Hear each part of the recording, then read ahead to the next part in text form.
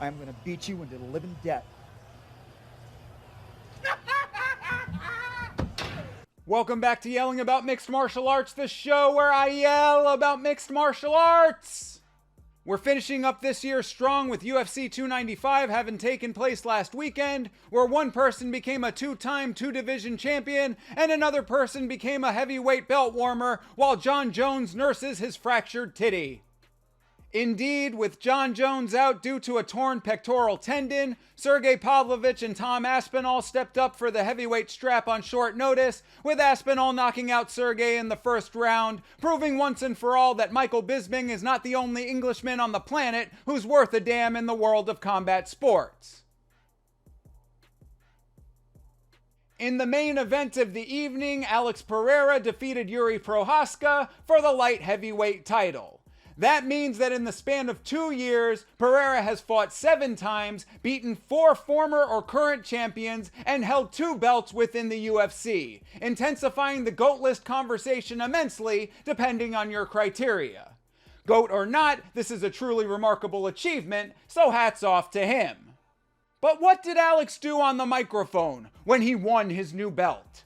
Did he set out to climb new mountains and plant his flag in uncharted territory? No! He called out Israel Adesanya for a 5th fight, earning himself a seat alongside Silky Johnson and Buck Nasty as player hater of the century. I understand it was respectful and poorly translated, but the fact remains, this man's vendetta against Stylebender is so great, it would appear that he'd be comfortable fighting him and only him until the next fucking ice age occurs. The year is 2068. Mankind was almost wiped off the planet completely. Food and resources are scarce, and humanity clings to the last bit of breath that it has left, hoping for a better future. Why do I keep going? The same reason that everyone does. To watch Israel Adesanya fight Alex Pereira for the 25th time.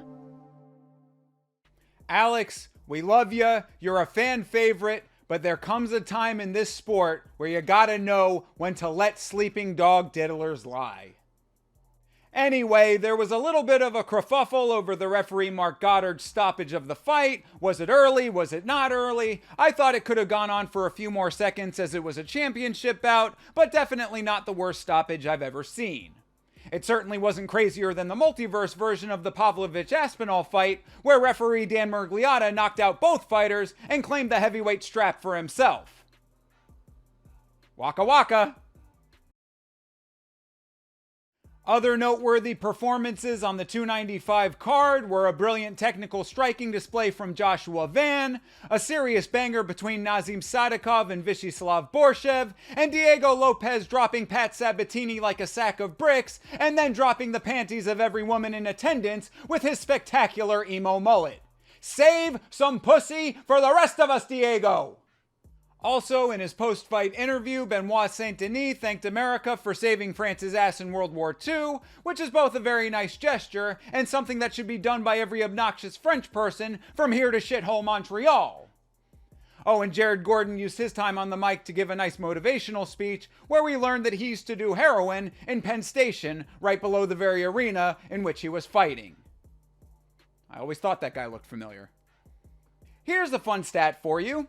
With 5 fights totaling 21 minutes and 33 seconds, all of which ended in finishes, UFC 295 was and will likely remain the fastest main card of the year.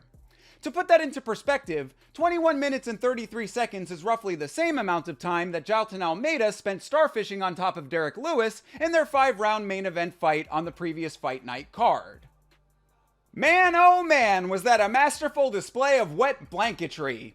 Jailton Almeida knew the power that Derek Lewis possesses, bought a one-way ticket to the land of lay and pray, and essentially hugged Lewis on the ground for the entire fight, like one of those anxiety sweaters that you put on your dog during a thunderstorm.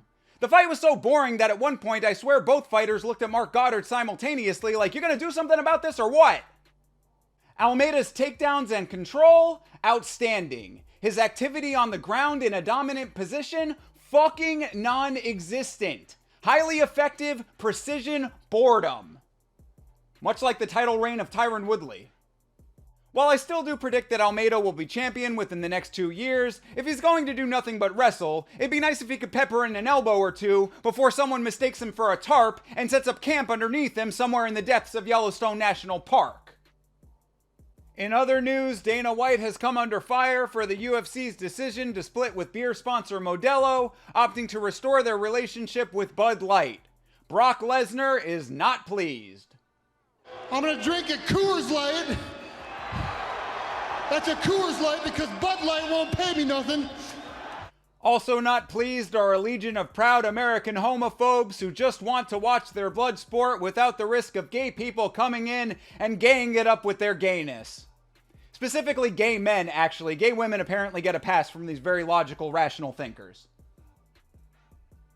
As soon as the news broke, rumors began to circulate that the organization would soon be overrun with transgender ring girls, in-cage performances of the musical Hairspray, and John Anik being forced to become non-binary.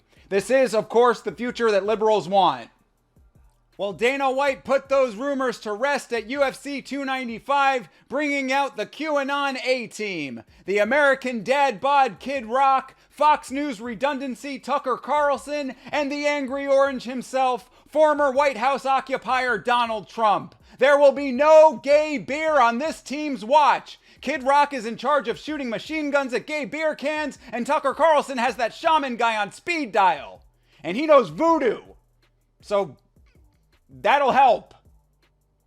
Well, to all the ultra-straight trad wives and macho men who hate the LGBTQ alphabet soup people, I hope that Bud Light turns the entire sport gay. I hope that there are full UFC cards that become nothing but a string of those weird combat porn videos where they fight and fuck each other, and that it's all gayer than Alex Jones' frog water. Why? Because like every socio-political issue, the extremes on both sides of the table fuel one another, and there's nothing that I love more than a good old-fashioned house fire. May you continue to rail against each other for all of your days, accomplishing absolutely nothing except for serving as laughable entertainment for me.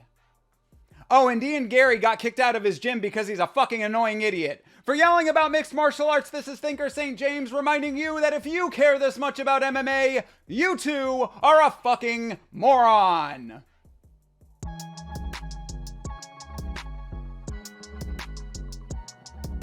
By the way, this show now has social media that is separate from my personal accounts, so at YAMMA Show across platforms. I'm pretty active on Instagram, I'm usually live tweeting events on Twitter, and I don't do anything on Facebook, but it's there, so like and follow all that shit, and call me a stupid bastard on the platform of your choice. Yata.